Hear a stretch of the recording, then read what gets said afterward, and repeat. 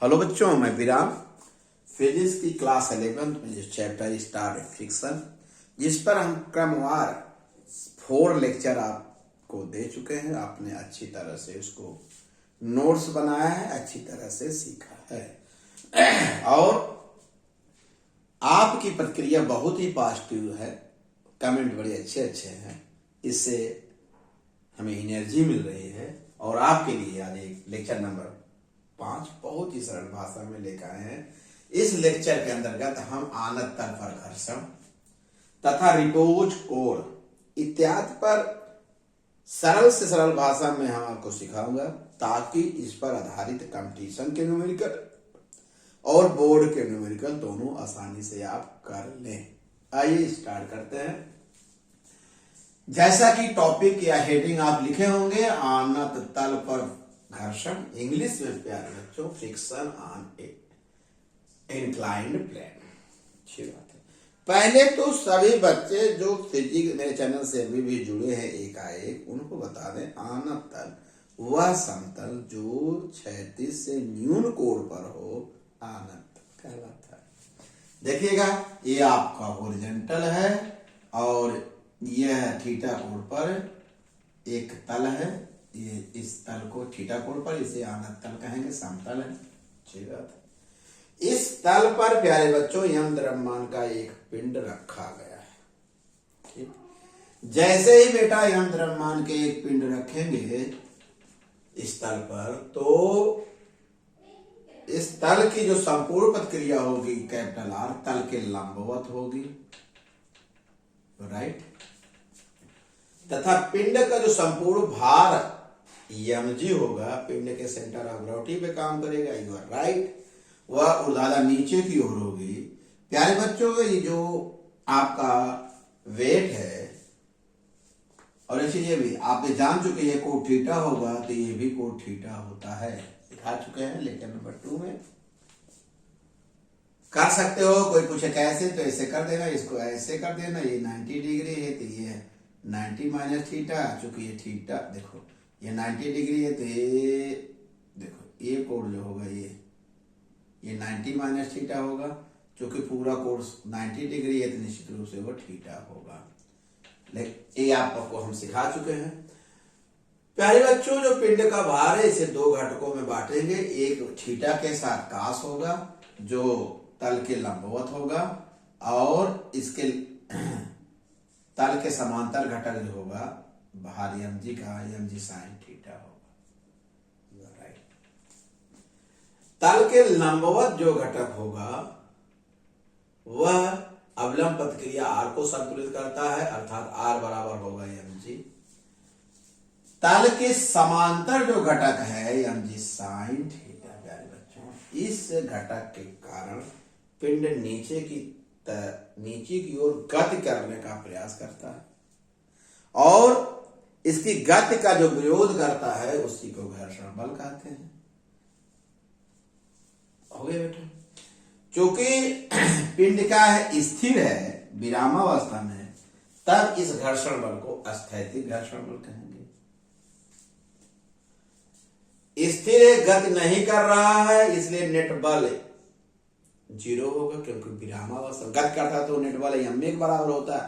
चूंकि विरामावस्था में, इसलिए नेट बल, या चाहे तो यह mg sin theta equal to fs कर दो घर्षण बल, या माइनस बराबर 0 कर दो, क्योंकि m में लिखते हैं। अब जो घर्षण बल है, घर्षण बल ध्यान रखिए, ये mg sin थीटा के बराबर हो गया। ये तो क्लियर हो गया। कहेंगे सर इसमें कुछ है ही नहीं है, बहुत ही सरल भाषा में है। दूसरा प्यारे बच्चों, जो रिपोज कोण है वो क्या है, जरा देखिएगा। पहला स्टेप, इसे अच्छी तरह से फिगर बनाइए। इस फिगर के बारे में अगर हम आपको सिखा दें तो मैथमेटिकल में कुछ है नहीं, क्योंकि ठीक है बेटा, पहले तो फिगर वाला समझ लीजिए। एक पिंड है जिसका द्रव्यमान m है, वह क्षैतिज से थीटा कोण पर रखा गया है, और प्यारे बच्चों इस पर घर्षण बल Fs काम करना, पूरी प्रक्रिया यही चाहे तो बना सकते हो। यह विरामावस्था में। अब क्या करेंगे, थीटा का मान बढ़ाकर अल्फा कर देने पर यही पिंड यहां आ गया। लेकिन अब यह जो पिंड है क्या सीमांत संतुलन की स्थिति में है। सीमांत संतुलन मतलब इस कोण अल्फा कोण पर जो पिंड है, किस कोण पर, वह सीमांत संतुलन में है। मतलब स्थैतिक घर्षण बल का मान क्या होगा, अधिकतम हो गया। किस कोण पर, जो माने अल्फा कोण पर हम क्षैतिज से जो थीटा कोण पर ये पिंड रखा था, जो विराम अवस्था में भी गति नहीं कर रहा है जैसे ये। अब हम क्या किए, थीटा को क्षैतिज से बढ़ाकर अल्फा कर देने से पिंड गति तो नहीं कर रहा, लेकिन गति करने की पोजीशन में है, लगभग गतिमान, एकदम गति करने की स्थिति में, अर्थात सीमांत संतुलन की स्थिति में हो गया। तब क्या होगा, तो यह जो स्थैतिक घर्षण बल है वो सीमांत घर्षण बल के बराबर होगा। किस कोण पर, अल्फा कोण पर। अल्फा कोण में कहेंगे कि ये पिंड क्या हो गया, सीमांत संतुलन के माने गति करने के पोजीशन, गति तो नहीं कर रहा लेकिन गति करने के पोजीशन में है। तो आप कोई पूछे सर रिपोज कोण तब क्या है, एंगल ऑफ रिपोज क्या है सर, आप बता दीजिए। झुकाव कोण का वह मान, परिभाषा, झुकाव कोण का वह मान जिस पर घर्षण बल का मान, कौन घर्षण बल, स्थैतिक घर्षण बल का मान सीमांत घर्षण बल के बराबर होता है। उस झुकाव कोण को क्या कहेंगे, एंगल ऑफ रिपोज कहते हैं। ये झुकाव कोण है, ये एंगल ऑफ रिपोज है। लेकिन दोनों स्थितियों में पिंड स्थिर अवस्था में, ध्यान रखिएगा, यहां स्थैतिक घर्षण बल है लेकिन यहां घर्षण बल का अधिकतम मान, इसके बाद पिंड क्या करेगा, गति करने लगेगा। आइए हम समझाते हैं। ये रिपोज कोण कोई परिभाषा पूछे तो सरल भाषा में बता देना। क्या बता देंगे, किसी आनत तल का या किसी तल का क्षैतिज से वह कोण जिस पर स्थैतिक घर्षण उस तल पर रखे या उस रखे पिंड पर लगने वाला स्थैतिक घर्षण बल का मान सीमांत घर्षण बल के बराबर हो जाता है, अर्थात एक कंडीशन हुआ। अब आइए इसकी बेटा फिजिक्स बता दें सरल से सरल भाषा में। इस कंडीशन में वही, जब ये कोण अल्फा होगा तो ये भी कोण अल्फा होगा, तो इसके दो घटकों में बांट देंगे। समझ में आ गया बेटा। तो अभिलंब प्रतिक्रिया यहाँ आर डैश मानेंगे, क्योंकि यहाँ जब आर मान लिए तो यहाँ आर डैश, तो यहाँ लिख दो जल्दी से, एम जी का अल्फा ये अभिलंब प्रतिक्रिया के बराबर होगा। फिर एम जी साइन अल्फा किसके बराबर होगा, सीमांत घर्षण बल के बराबर होगा। क्यों बराबर होगा, चाहे -0 कर दो, या क्योंकि यहां पर अधिक गति नहीं कर रहा है, स्थिर अवस्था में है। बेटा सीमांत घर्षण बल के नियम से आपको पता है, सीमांत घर्षण बल म्यूएस आर डैश के बराबर होता है, यही नियम है। घर्षण बल नहीं, सीमांत घर्षण बल की स्थिति लिए थे ना नियम में।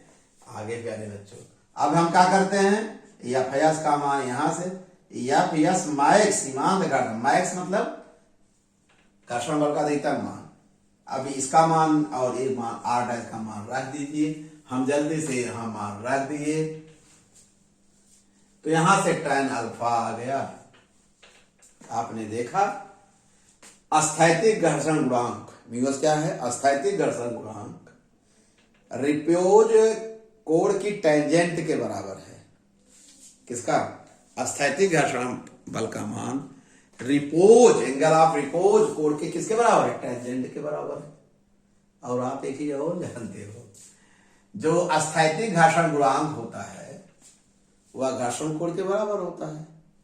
पढ़ के आए घर्षण कोण की जो परिभाषा आप सीखे हो किसका होती है, घर्षण कोण के बराबर होती है। अतः घर्षण गुणांक tan थीटा, जहां tan थीटा घर्षण कोण है। ये समीकरण हमने 4 बना दिया, इसको 5 बना दिया, सरल भाषा में बता रहे हैं। अब क्या दोनों बराबर हैं, तो हमने इसको मैं भी इसको बराबर कर दिया। तो आप क्या देंगे, ये alpha repose angle of repose है, एंगल ऑफ फ्रिक्शन के क्या है, बराबर है। बहुत सरल भाषा में समझा दिए।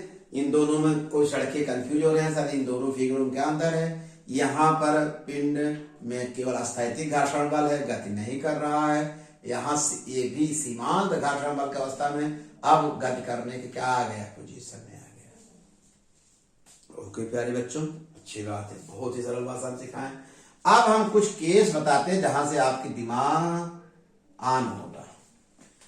केस नंबर 1, ये theta equal to alpha, theta माने ये झुकाव कोण रिपोज कोण से छोटा हो, झुकाव कोण रिपोज कोण से क्या होगा, थीटा होगा। जब थीटा होगा तो पिंड स्थिर रहेगा, फिसलने की स्थिति में नहीं रहेगा।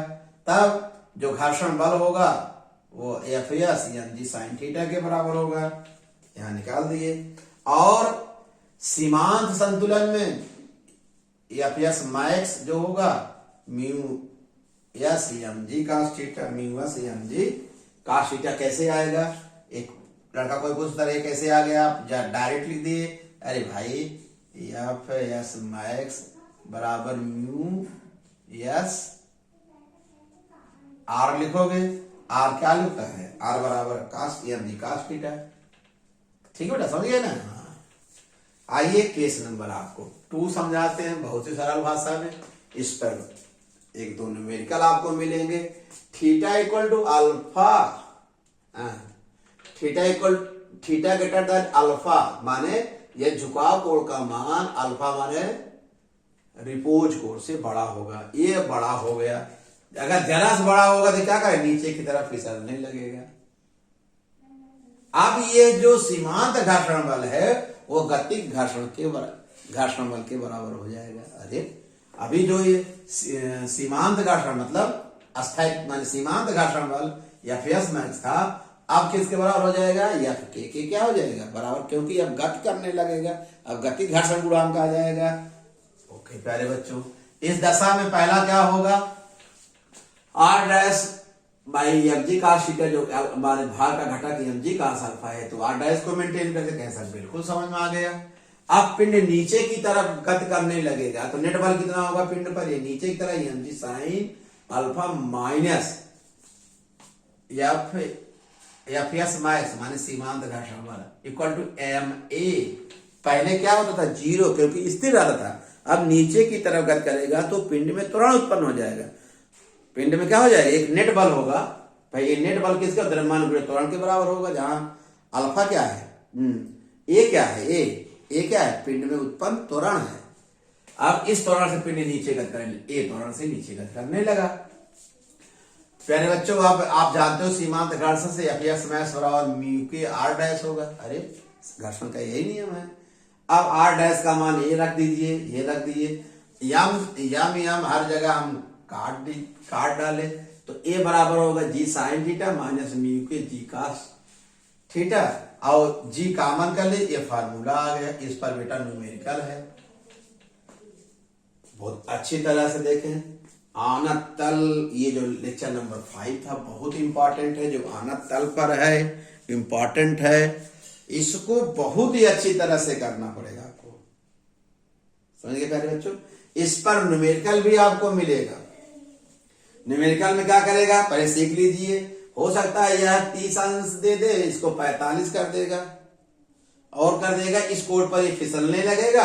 यही फार्मूला आप लगाकर न्यूमेरिकल को क्या कर देंगे, सॉल्व कर देंगे। जब थीटा बराबर 30 अंश देगा, इससे आपको म्यूएस, अरे एक 30 अंश देगा tan थीटा बराबर म्यूएस, इससे म्यूएस मालूम हो जाएगा। फिर 45 अंश देगा तो इस पर आप इस नियम लगाकर थीटा बराबर 45 लगाएंगे। और एक चीज म्यूएस बराबर लगभग म्यू के बराबर होगा, इस पर आप अच्छी तरह से कर लेंगे। मुझे विश्वास है आपको ये बहुत अच्छी तरह से समझ में आ गया।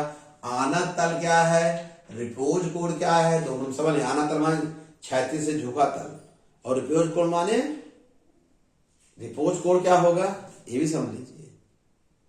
रिपोज कोण माने क्षैतिज से हुआ कोण जिस पर अस्थैतिक घर्षण बल का मान, कौन घर्षण, सीमांत घर्षण बल के बराबर होता है। जिस कोण पर, क्षैतिज से जिस कोण पर, उसको रिपोज कोण कहते हैं। दोनों को अंतर समझ लीजिएगा, बढ़िया से नोट्स बना लीजिएगा। कहीं प्रॉब्लम हो तो जरूर कमेंट करिएगा। ओके प्यारे बच्चों, धन्यवाद।